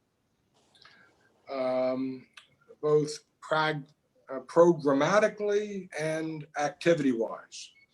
He's also a member of the Database and Directory Committee, the Historical Committee, and various other interest groups. It's with great pleasure that I announce the election of unsung hero to Aaron Rosenberg. Aaron, over to you. Oh, what a happy surprise. Thank you very much. I like to keep a low profile, but I do enjoy the meetings and the programs very much. And I try to be conscientious in getting that bulletin out every month. So I thank you very much for. Well, you do a great job, and so it's well deserved. Okay, next up, reflections. We have 6 former directors who would like to make some reflections on their time as director of the Old Guard. And we're going to hopefully do this in order of when they held office. So Al McCrae. Al? Good morning. In contrast to my photograph, I'm here in Seattle and not in front of my castle in the Highlands. It's easy to say how great an organization the Old Guard of Summit is, but until you've been away like I have now for exactly 8 years, you appreciate how vital the organization is. And I miss the tradition, I miss my friends, and it's hard to overcome those feelings. The good news is that I see that the membership is maintaining and that there are several new groups there that have been formed, an indication of the vitality of the organization. Finance, reminiscence, bocce, hearing, math, all organizations that sound very good. In fact, I've been communicating back and forth with the hearing group since I have the problems. Now, going back to when I was a president or director, I remember, as Hurrell said, it's important that everybody participates in the meetings. I was program chair many years, many times, and I think my big triumph was getting Francis Moses to talk. He was a homeless man who lived in the subways of Manhattan, and he gave an outstanding talk, which is very typical, topical in today's days. Also, a memory that I have is I think I was maybe corresponding secretary, and the police next door barged into our meeting room and called on me, who I was head of the Red Cross at the time, saying that a plane had crashed into one of the Twin Towers. So I rushed out in the middle of the meeting. So anyway, Herb, I second your comments, and I miss you guys. Thank you very much, Al. A lovely sentiment, and I like your castle, by the way. You've done well. Next up is Art Bauer. Art? Can you hear me? Yeah. Okay. My sponsor was Lloyd Livingston, who had been an active member of the Old Guard. He was my best friend, and for some years we met together for chats, and he talked and talked of the Old Guard. And I finally was able to join, and I appreciated him very much sponsoring me. But my first act, or at least among the first act, as new director in 2007, was to announce his demise. That was rather hard to do because, as I say, he was my best friend, and my task was to indicate his death. But let me at this point say that I'm a 22-year member. I have been active except for the last years. And I want to say that it is the finest experience of my life. And I've had a lot of good experiences. But I found in continual membership and attendance at meetings of the Old Guard to be one of the absolute top experiences of my life. So I thank the Old Guard for what it has done, and I'm excited that it's continuing to do that. So praise the Old Guard. Thank you. That's lovely sentiment, Art, and we appreciate it. We appreciate you. So I gather Tom Dolce is not here. He was, recovering from surgery, and it's understandable. He did ask to say some words, you can imagine, with Tom. So we wish him well. And we're now on to Dick Aiken. Well, I'm the immediate past director, so it's my turn. I was vice director in 2018 and director in 2019. In those years, we moved twice from the New Providence Municipal Center to the New Providence United Methodist Church and back. The first time in the beginning of 2018, the second time in the middle of 2019. All 4 relocations were successful. Why? Because of the excellent work done behind the scenes by all of our support committee members, especially the audio-visual committee. Now in 2020, we had to relocate again, from in-person meetings to virtual meetings. Again, this relocation has been very successful. Why? Because of the excellent work done behind the scenes by our support committees, especially our Zoom subcommittee. Our virtual meetings are unique and are much more than just a lecture series. We start with we follow our traditional agenda. We start with music, indeed some singing today. After the program, we end with a presentation of a certificate with words about the history of the Old Guard and its ORCHID logo.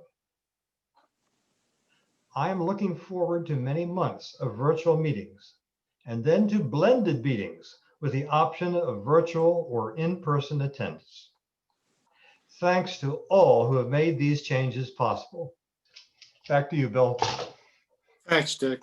Very elegantly said. So we're almost done, guys. Just 2 things to do. One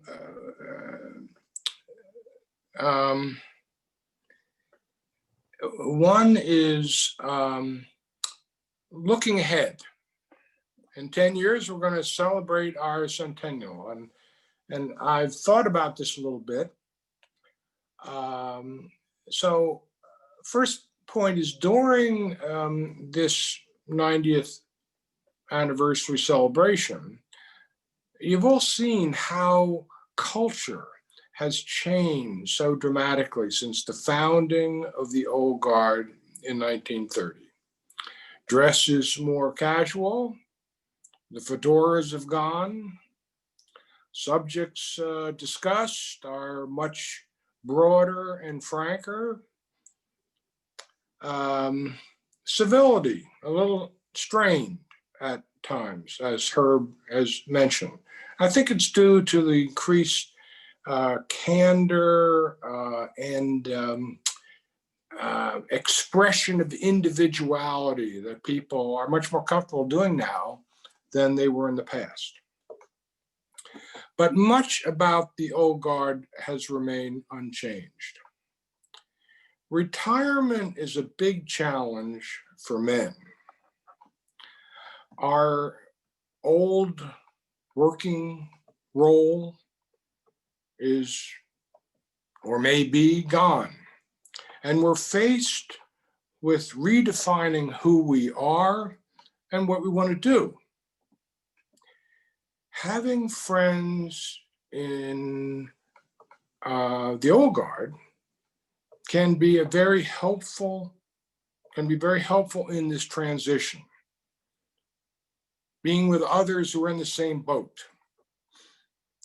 When I joined the Old Guard, my primary objective was to make new male friends, to replace the business friends I would no longer see as often.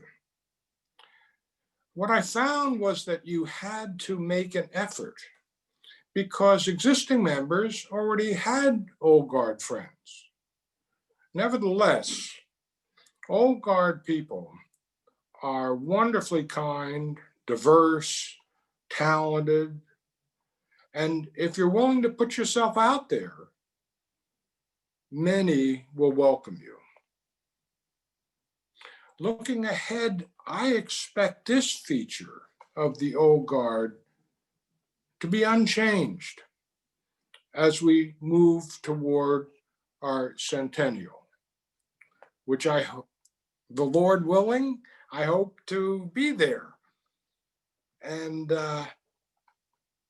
I do know that culture is going to continue to change a lot.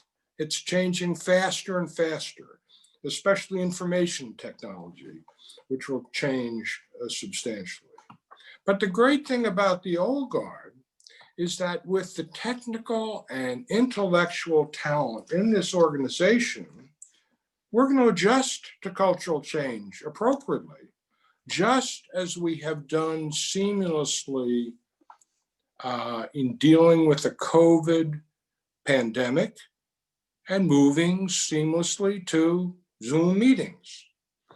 So you can rest assured the path forward, it's not going to be without its issues, as Herb was pointing out, but it's a wonderful organization. I echo what Art said. It's been one of the greatest things in my life as well. It's been just a wonderful experience and a blessing. So with that, I'd like to move on to the toast. Now, I've got my Kai and I have our cider, although I got to stir it up here with my finger because it's all mixed up. So I invite you to take your glasses and join me in celebrating the 90th anniversary of the Summit Old Guard. And if you don't have a glass, just raise your hand. So congratulations, gentlemen.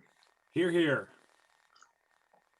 Now, before we close, or we're not really closing, but I do need to thank all those who helped make this celebration go. Notable are Mitch, Paul, Joel Yukovich. I mean, let's see, I got the last transmittal at the midnight last night, and then got something at 6:30 this morning. So, Well, after midnight. but Bob Vandervalk, Jim Fagan, Steve Varley, the former directors that have spoken so elegantly, and too many to mention here. Nora Radist, Al Morgan, and Doug Marvin. So at this point, I thank you all. I'm turning it over to our eminent Vice Director, Mitch Erickson, to open up the mic and let all of you speak your mind. Could I say something first? Of course. We actually have another former director who is on call and has a blue hand raised. So can we hear from Bob Miller first? Absolutely. Hi, Bob. I didn't know you were here. Good morning, folks. Good to see you. I felt deep in my heart that I had moved 4 years ago and was forgotten, but it's nice to be recognized. Thank you, Paul. Let me say one thing first to all the members. We talk about, volunteers. We talk about education. We talk about entertainment, all those things that you have from the Old Guard. But what is most important is the people, the membership, the folks that you meet, talk to, have coffee with, play golf with. And speaking of that, my good friend Herb Waddell, it's nice to see that you're as feisty as ever. We rode many times to the golf course in his Subaru, and the discussions were always great. Hey, my golf game improved to what it was 5 years ago. I'm waiting for you to come back and shoot around. I don't know if I could play with you. You had a hole in one, so it's kind of hard. Oh, yeah, Don Gossett will never let you live that down. But, you know, 4 years ago, we moved to a Del Webb community in North Carolina. Del Webb, for you folks, build big developments. There's 1,200 houses, 55 plus. They do the Sun Cities. And there's lots of things, lots of groups to join. But what happens is that here, you don't get the friendships, the intimate relationships that you get from the old guard. Now, Bill is right. Sometimes you have to try to make a friendship, but it's always worthwhile. And for 90 years, it has proved worthwhile to every member. Thank you all. Stay well. 2021 is going to be a better year, no doubt. Thank you very much, Bob. Thanks, Okay, Bob. Mitch, it's over to you, man. Put them straight. We've had a long session here, and 100 of you are still hanging around, and we've had formal presentations by a large number of people, and we now have open mic for as long as anybody wants to stick around, I guess. So if you just like Q&A for after a regular speaker, if you want to talk, raise your blue hand, and I guess Joel, you want to be do the honors of calling on people. So sure, why not? Okay, so you know it's an open mic, so I guess you can talk about anything, but let's kind of think about what's going on with the 90 years of the old guard and what it means to you and what it means to our community. So fire away, guys. Okay, Tony Canone, you got to unmute yourself. I'm unmuted. We got you. Do you hear me? Yep. Okay, I want to thank you guys for such a wonderful presentation. I really enjoyed it. And I tell you, I'm stuck to my chair right here. Thanks a lot, fellas. You're welcome. Griff?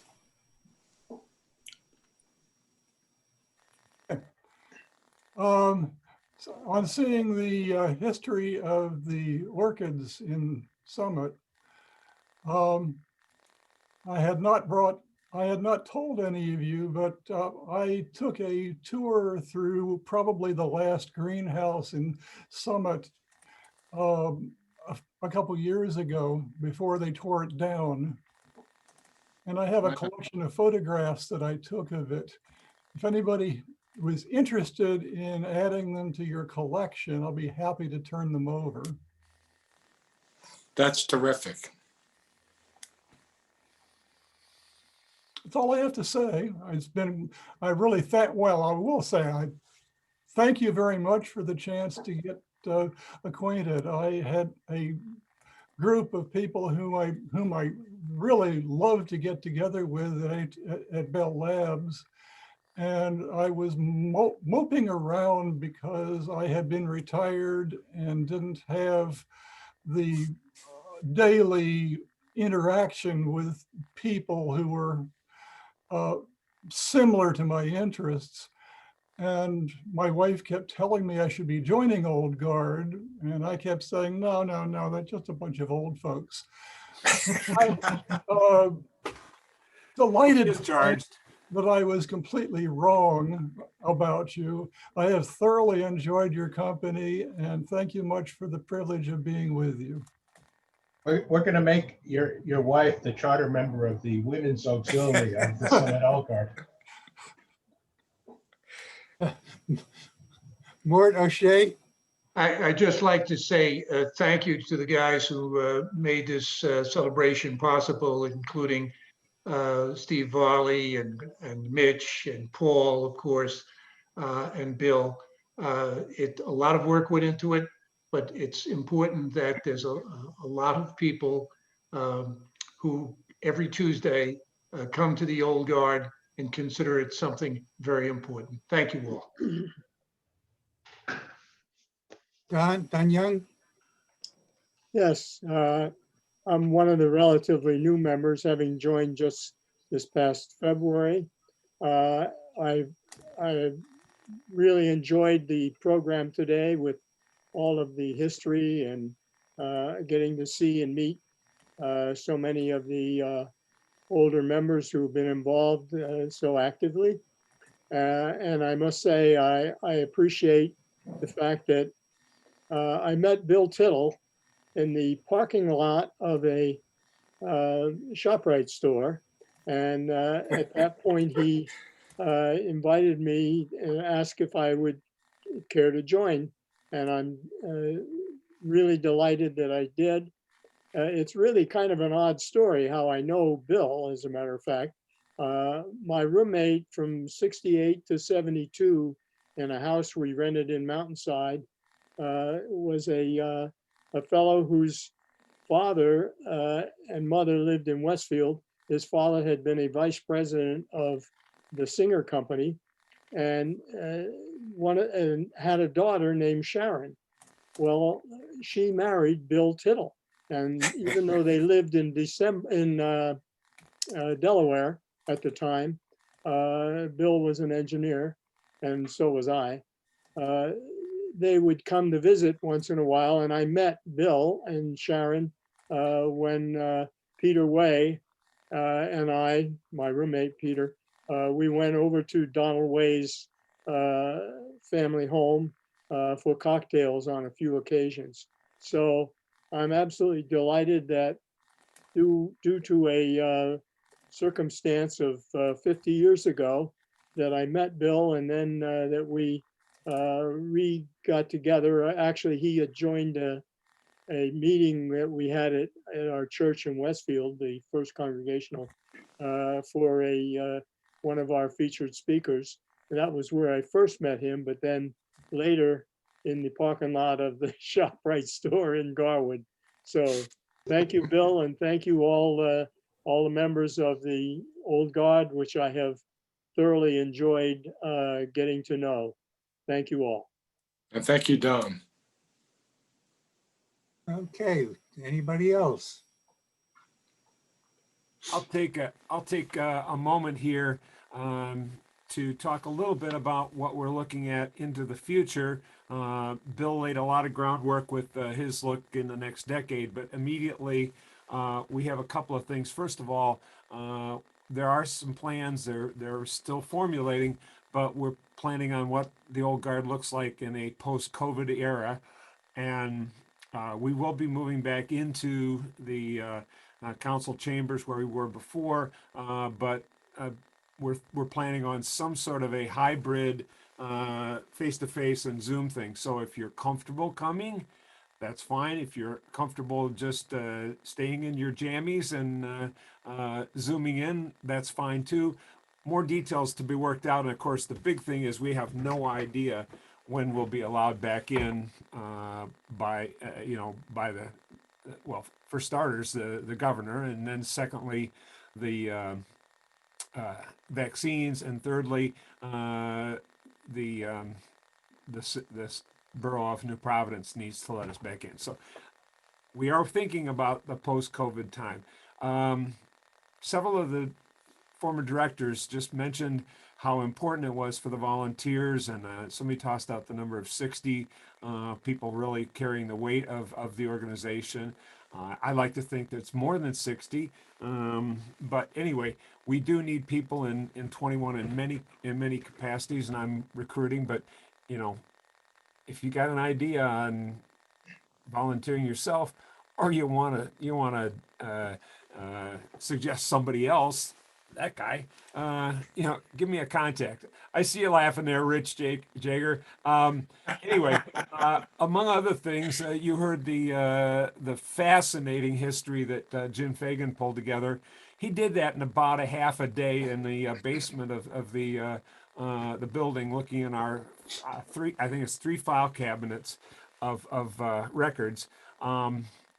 There's a lot more to be done. He just did a half a day's work. So if you're the kind of guy that likes to, to sift through records and collect them and, you know, and then synthesize into a history. We got a job for you. And a job for every one of you going forward is we inducted 5 new members today, and Paul will know the exact count, but we're sitting right around 300. We've been sitting right around 300 for It's 303. 303. Okay, we've been sitting right around 300 for I don't know, a decade or two, and Jim Hewitt has been awesome as our membership director and running all the membership chair and running all that stuff. Each and every one of you, bring a friend. Let's get a new member. And I don't know what the hell we do with 600 members, but I'm willing to try it. So bring it, you know, bring a friend. We all got friends that are not members of the old guard, and like Don said, or no, it was Griff said, "Old guys, I don't want to be part of that thing." Well, here we are, and you know, so I'm going to stop there. And Rich, I saw you chuckling over something I said. So go ahead. What do you got to say? Rich has been anxiously awaiting his turn. Well, with that opening, I think you should be nominated to be a director, Mitch. And you know, I hope that you're late. I hope that goes forward. I'll take it under consideration. I'm sort of a middling member as far as time in the organization. It was about 5 or 6 years ago that I joined, and you know, I certainly got to see a lot of what the people who already belonged contributed. I remember Richard Nath was the director when I became a member. But one of the things that has impressed me and that I wanted to mention, given this opportunity, is the people who are even newer in the organization than I am. I am impressed with the kind of ideas and energy that all the people who have joined since I became a member have shown, and many of them have made great contributions already. And I think that is certainly one of the strengths of the old guard. And we do know that we either grow or die. And I think we've got a great set of, I'll call them newer members. And it gives me great hope. And I'm looking forward to the time when I can get together again with all of you in person. Thank you very much. Thanks, Tom. Tom Tovich? Good morning, and I just wanted to add that Zoom has been great and it's kept Old Guard going. I'm now a member for I think 12 years, thereabouts anyway, but I am looking forward. I realize we can't do it quickly, but I am really looking forward to getting back together and meeting in person, because the one thing that Zoom doesn't let us do is all the little personal interactions that happen with people like Rich Jager for me, or people like Jerry Harrigan, who I could always talk about the Rangers to, or people like John Baxter, who would love to kibitz about the Yankees. And it's not a format that allows that. And so I'm hoping that we can safely get back together as soon as possible. And I realize it has to be safe. But thank you. Nolan, our historian. Hi, how you doing, everybody?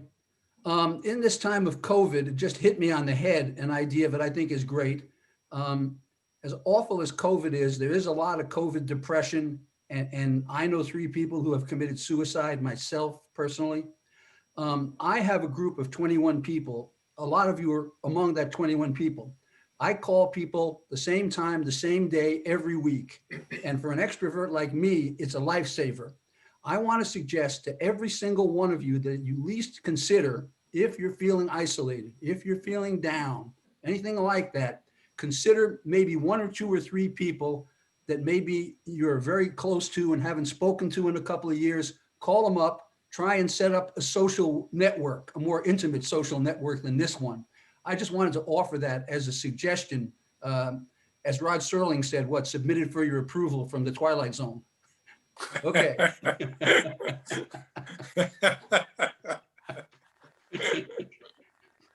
Anybody else? Yeah, I'd like to say something.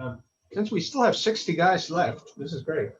We don't often have a chance to have an open mic, general conversation like this. But one of the problems with it is that a Zoom meeting is, by its very nature, a single thread. Only one person talking. It's not like having lunch where you can have multiple conversations. You talk to the guy sitting next to you. And, so how do you simulate that with Zoom? Well, there's actually a way to do it, and we haven't tried it yet.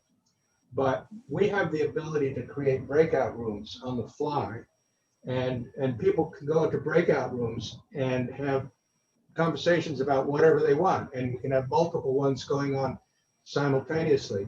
And a breakout room is just like a regular Zoom session. It's completely the same as a regular Zoom session with the video and the audio and everything.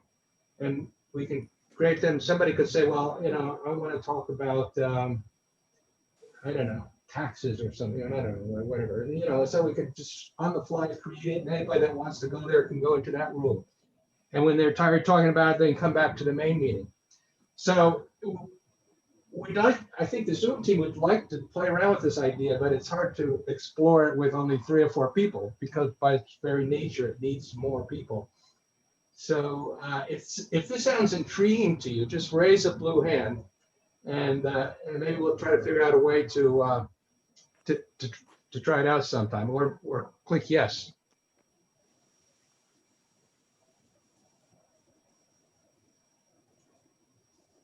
We're getting a few blue hands.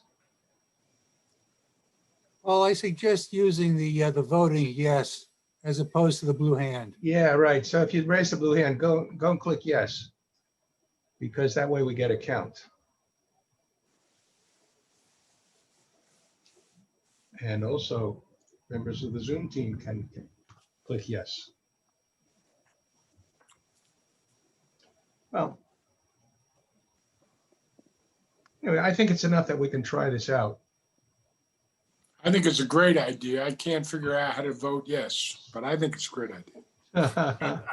Well, the first thing is to figure out a time when we can do it, when we, declare, I mean, the obvious thing is after a main meeting, sometimes people are kind of burned out after a main meeting. I'm going to have lunch, or then there's always the second session, and then after that, then they're really burned out, really hungry.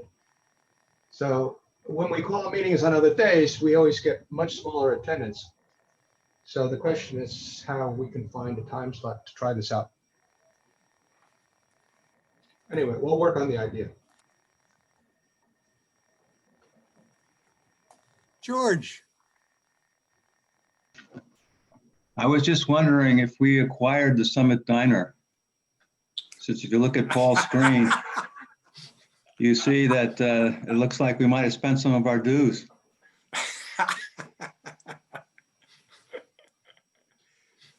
And you can also see an orchid on my screen, which I bought at King's yesterday. Just not for this occasion, it was our anniversary, and I gave it to my wife, but I reclaimed it to show today. But you know what, George? We can't see your orchid because you got to tip the top of your screen down. We can't see your whole face. Oh, well, the orchid's more. Oh, I see. The orchid's behind you. There it is. Beautiful. Yeah, it's more better looking than I am.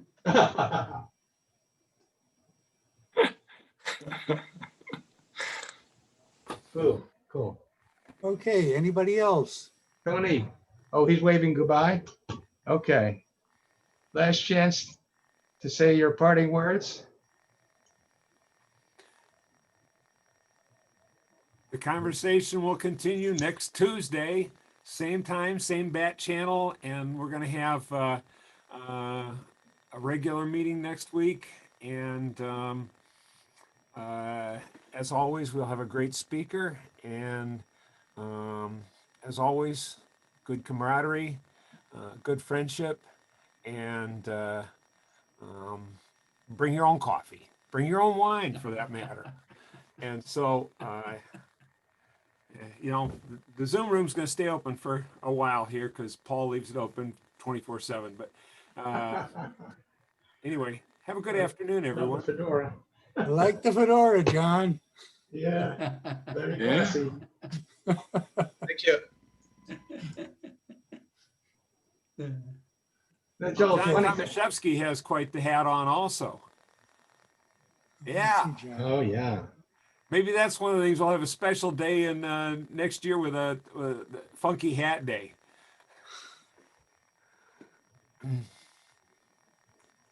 Yeah, they used to have loud tie days. There you go. And Gary Schmidt's wearing a hat. That's at least my screen's what I'm seeing. Yeah, that looks like it. Nobody else is wearing. Griff is always wearing a Arch hat. has a hat on apparently.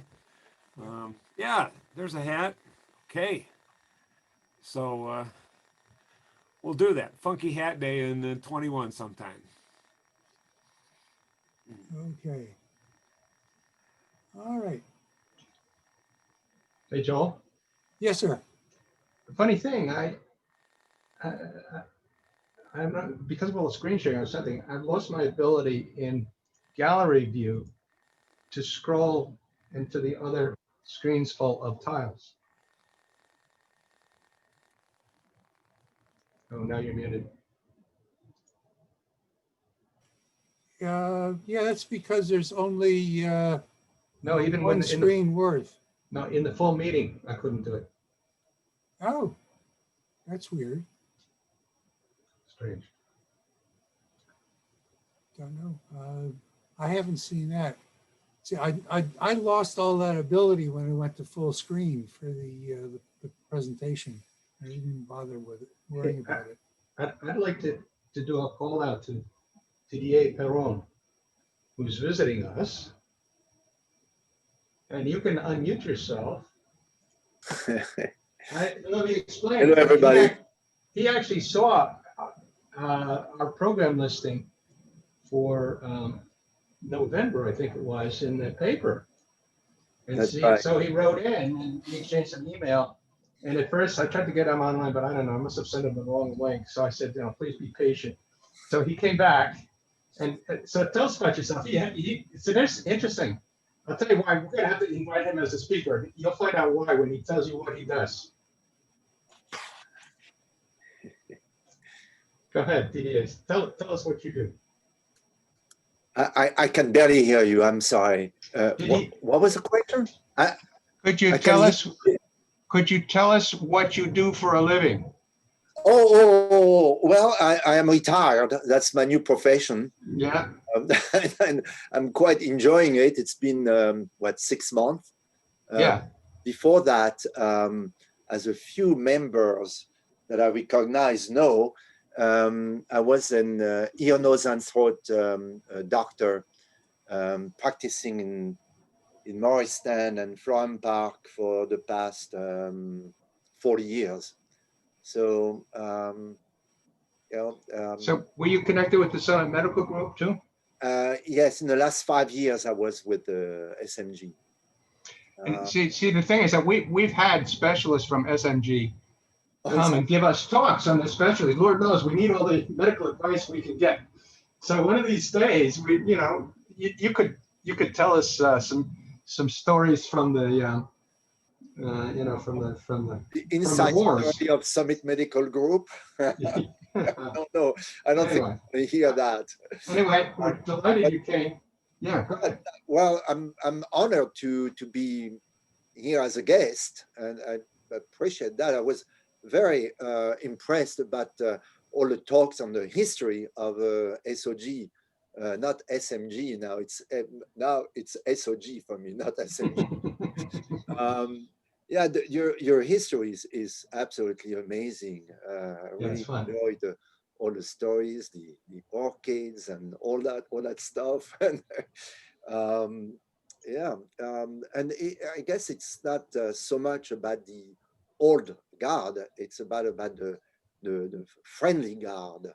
A few of you have mentioned the friendship, and if you ever sponsor me, I would be looking forward to increase my friendship with you guys. And Absolutely. Well, just keep coming back, and sooner or later we'll ask you to join. Maybe sooner rather than later. Thank you. I appreciate that. And thank you again. Thank you again. Hey, I would just point out, Didier, there's always a debate on why they chose Old Guard as part of their name, but even the founders seem to be cognizant of the Napoleon's Old Guards. That's one of the historical references. Oh, I see. That means something more to you than to the rest of us. Yeah. I don't know much about the Napoleon Old Guard, but I'm going to be looking into that. The other reference, of course, is that the 3rd Cavalry Regiment of the U.S. Army, way back in the founding, they got to be called the Old Guard, and they're still around, and they have been transformed into the Marine group that does ceremonial duties in Washington. So every time you see on TV, some sort of a thing that involves, the color guard and the flags and people strutting around, these strapping young Marines look so healthy, that's the Old Guard. That's also the Old Guard. And I keep telling our guys, Old Guard means young and healthy, like those guys. Yeah. Very interesting, Paul. Thanks. Okay. Thank you. Thank you again for letting me watching all that.